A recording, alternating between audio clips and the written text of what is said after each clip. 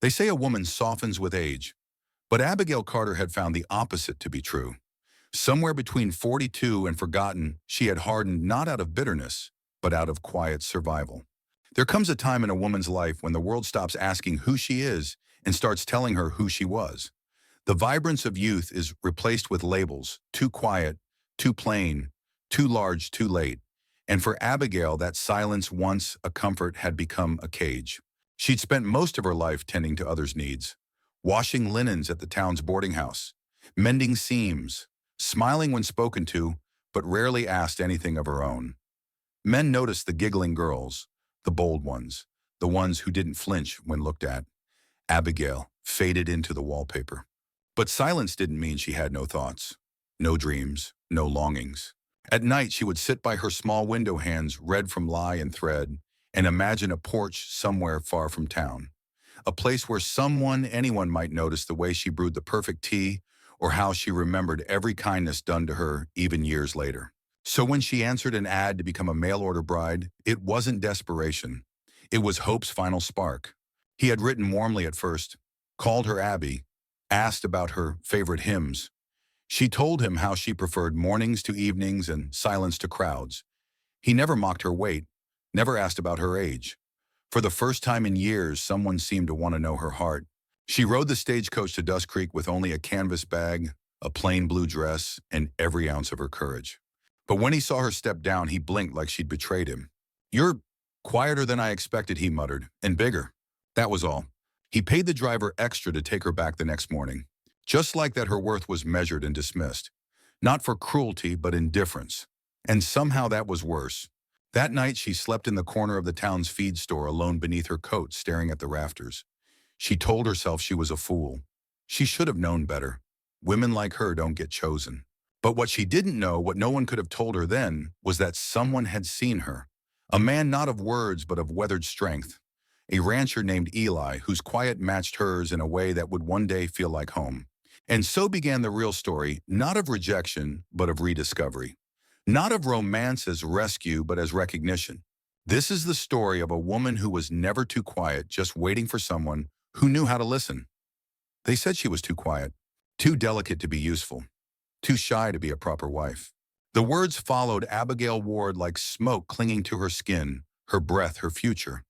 And when the man who'd summoned her from Missouri through a letter of plain words and a photo of his cabin saw her step off that train in Dry Creek, he barely met her eyes before turning away. "She don't speak much," he muttered to the station master loud enough for her to hear. "Don't need that kind of woman. I need someone who can run a household, not hide behind silence." He didn't even use her name. He simply left. That night, Abigail sat alone in the corner room of the boarding house, her travel trunk unopened. Rain tapped gently on the window pane. The oil lamp flickered. Her heart was too full to cry. She'd been prepared for a difficult life, but she hadn't been prepared for erasure. At 29, she wasn't naive. She'd seen what happened to unmarried women in towns like hers, expected to care for aging parents or play nanny to their siblings' children. She wanted more. Not riches, not even affection, just space to be heard. But now she sat in a stranger's town with no one waiting for her. Not even a meal promised. The landlady, Mrs. Keating, eventually knocked. "You'll work here to pay your stay," she said, a touch of kindness behind her firmness. "You seem quiet. That's fine. We've had louder girls ruin more." Abigail nodded. She always nodded. The weeks that followed folded into one another like stiff sheets, orderly, clean, but without softness. Abigail swept the floor, washed the windows, and baked quietly in the early hours before sunrise. She didn't speak unless spoken to, and most stopped speaking altogether after a while. Some mistook her stillness for simplicity. Others assumed she was hiding something. In truth, Abigail's silence had always been her defense. Her father, a preacher who wielded the word like a hammer, once told her, "A woman's voice can betray her faster than her body. Keep yours guarded." And so she did, even long after he passed. Until one morning, while hauling in water from the well behind the boarding house, her hands slipped on the icy pump lever and the bucket crashed. Water splashed up her dress. Her knees hit gravel. And then a voice, gruff, quiet, behind her. "You all right, miss?" She turned, startled. A man stood a few paces away, holding the reins of a mule cart filled with firewood. Broad shoulders beneath a weather-worn coat. A hat pulled low over tired eyes. He didn't move to help. just stood there respectfully waiting. "I'm fine," she managed. It came out barely above a whisper, but he nodded like he'd heard every word clearly. "I'm Eli," he said. "I bring wood here every Monday." She blinked. No one had introduced themselves to her before. "Abigail," she said softly, her voice cracking with use. "Good name," he said. "See you next Monday." And just like that, he walked away. He didn't stare, didn't linger, just left her there soaking and breathless, not from embarrassment, but something else. Recognition. Not in the romantic sense, but in the way someone who's lived in silence their whole life knows the sound of another's quiet. Mondays became different after that. Abigail, who once barely noticed the shifting days of the week, now found herself rising earlier, tying her apron neater, brushing back her wisps of hair with more care. She wasn't foolish enough to call it hope, just anticipation, a flicker. Eli came like clockwork, just after sunrise, cart full of firewood, always quiet, always respectful, and always looking her in the eye, not in judgment, not in pity, but in something closer to acknowledgement. At first their words were simple. "Cold this morning, bit of frost on the porch. Snow's coming early this year." But slowly the pauses grew longer, her replies steadier. Sometimes he'd stay long enough to stack the wood himself, wiping his brow with the back of his glove. One morning as they stood beside the woodpile, she gathered her courage and said, "You live outside town." He nodded. "About 4 miles up Miller's Ridge. Old homestead. Was my uncle's." "Alone?" she asked, surprised at her own forwardness. He tilted his head. "Just me and a deaf dog." She smiled barely, but it reached her eyes. He noticed, and for the first time in years she felt seen. Not just watched, seen. She began to listen more closely, not just to Eli, but to the way the world softened around him. When he entered the boarding house, the rattle of dishes quieted. The cook's voice dropped. Even the children who ran through the back garden slowed their steps. There was something grounding about him, rooted, like a tree that had seen too many storms to waste time being loud. Weeks passed, then months. One cold morning, Abigail lingered outside with him longer than usual. "Thank you," she said, her breath visible in the air. He paused, brow furrowed. "For what?" "For not treating me like I'm broken, just because I'm quiet." He didn't answer right away. Then he looked at her deep and steady. "Silence isn't weakness," he said. "Some of the strongest things I know don't make a sound. Earth, roots, fire before it roars." She swallowed hard. That night in her little attic room, she wrote his words into the margin of her old prayer book in pencil. "Some of the strongest things I know don't make a sound." For the first time since arriving in Dry Creek, she didn't feel like a ghost. One evening in early spring, the boarding house held a small supper gathering. One of the local pastors came along with a few wives and their children.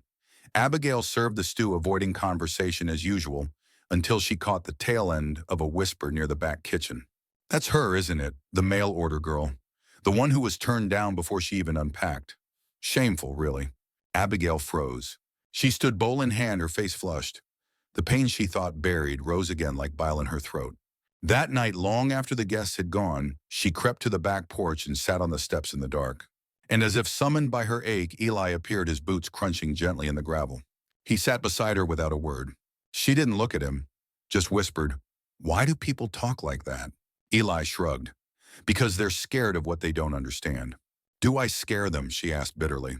"No," he said. "You shame them. You keep your dignity when they sold theirs years ago." Her breath caught. The silence between them deepened, but it wasn't empty. It was full of something neither of them yet dared to name. When you've spent your life being overlooked, it's strangely terrifying to feel chosen. For Abigail, the slow bloom of Eli's presence in her life awakened something both beautiful and brutal. She wasn't used to being noticed, let alone wanted. Not in the way that made your hands shake just from folding linens, or made your heart stumble at the sound of boots on gravel. And Eli had started coming even on Thursdays now. He'd bring extra firewood, or eggs from a neighbor, or just pass through on his way to town, pausing long enough to exchange a word or two or three. Once he handed her a tiny bundle wrapped in cloth, a bar of soap carved into a rose. "It smelled like the apple blossoms," he said simply. She didn't speak. Couldn't. Her fingers closed around the soap like it was glass. That night she didn't light the lamp. She sat in the dark holding the gift, her thoughts unraveling faster than her hands could catch them. He was too kind, too steady, too good. And she was a discarded mail-order bride, forgotten before even being considered. She bore the mark of shame, not just in town whispers, but in how she walked, how she never lifted her head in the mirror. Who was she to receive something so gentle? Who was she to feel warmth when the world had already issued its verdict? Weeks passed in a haze of growing tension inside her, not from Eli, but from herself. And then came the letter, folded and clean addressed in sharp, unfamiliar script. She opened it at the back table of the kitchen. Her hands shook before she even knew why. The man who had rejected her had written again. I'm writing to say I may have been rash in my judgment. It continued, filled with lukewarm apology and even colder logic. Amos, the men in town have told me you've adjusted well. I may reconsider my previous decision if you'd be willing to present yourself again.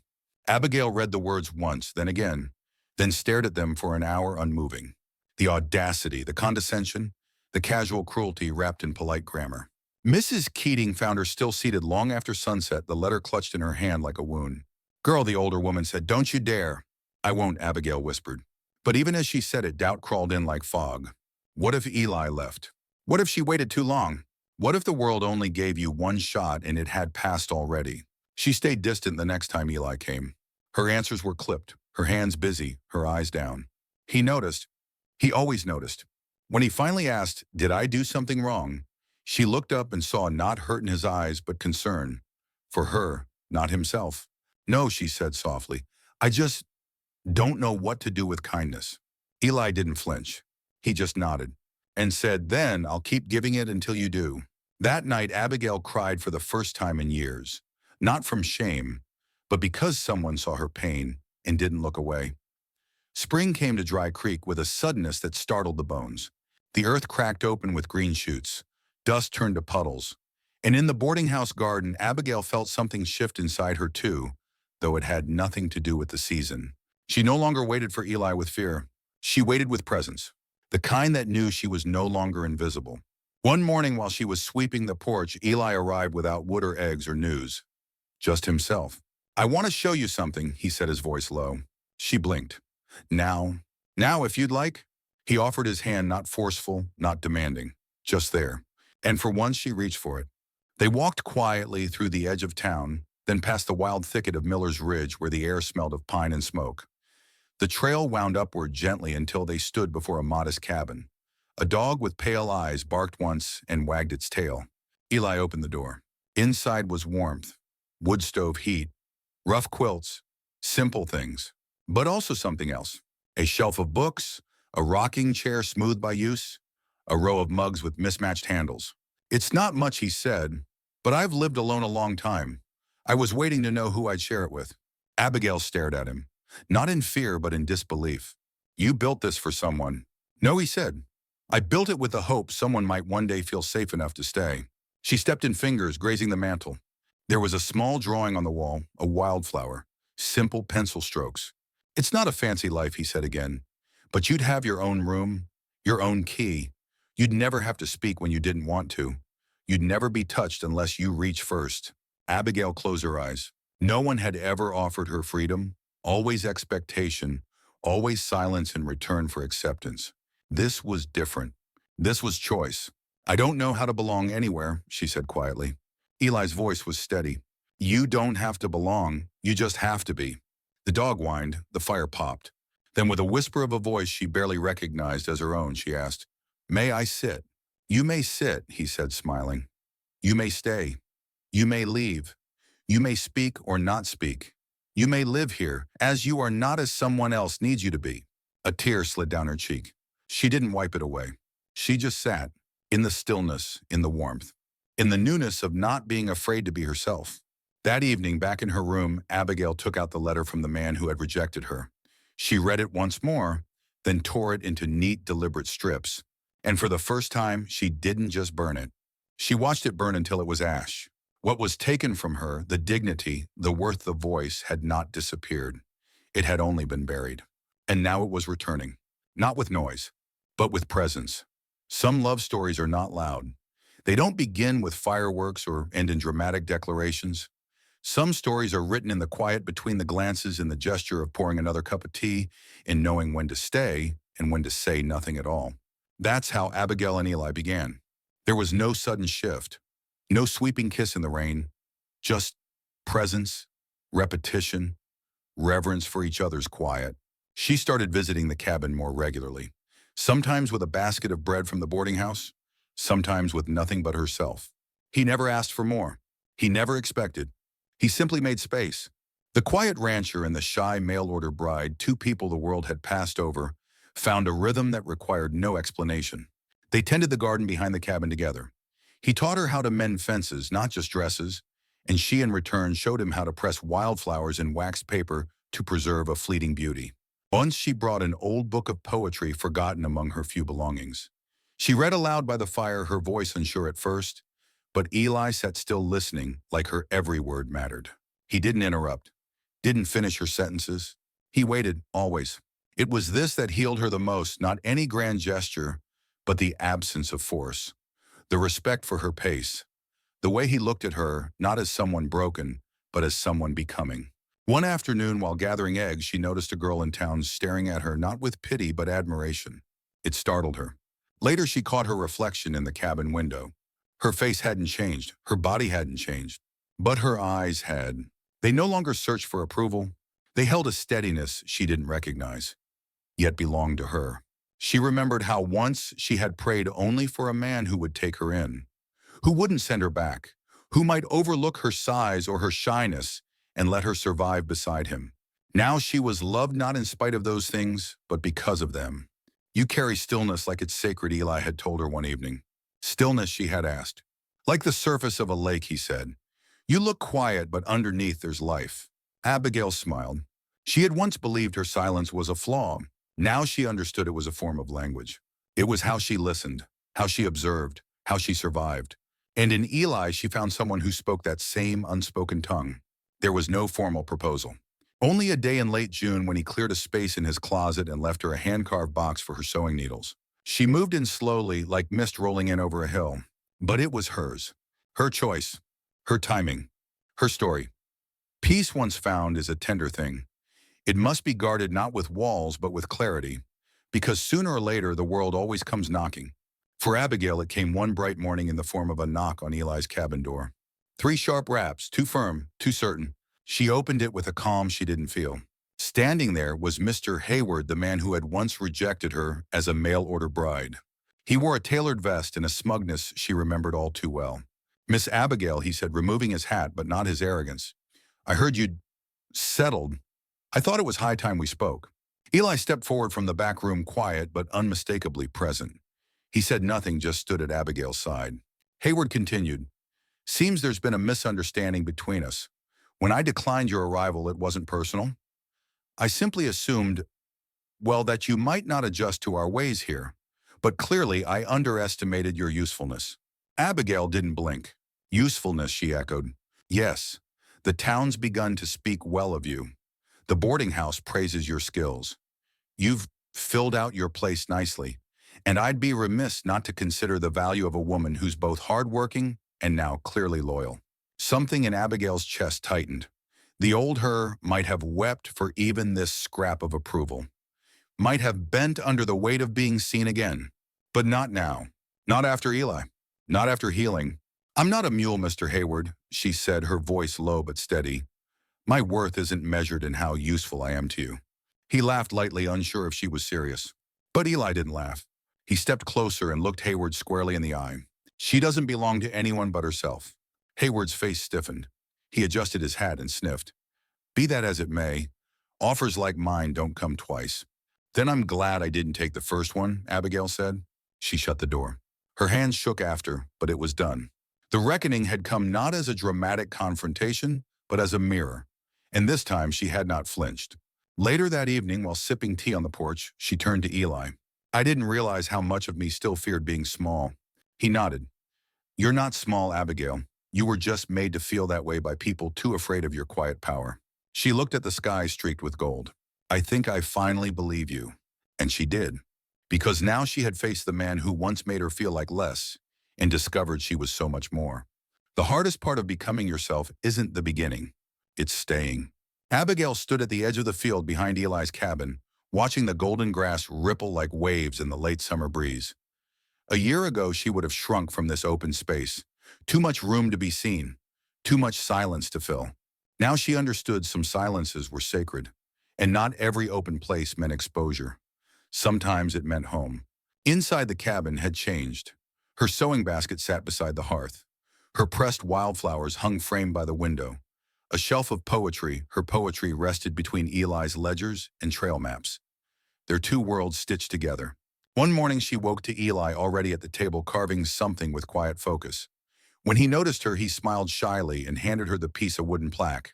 Carved into it was her name, not Mrs. or Bride, but simply Abigail. She touched the edges of each letter like they were scripture. "It's your space now," he said, "in every way."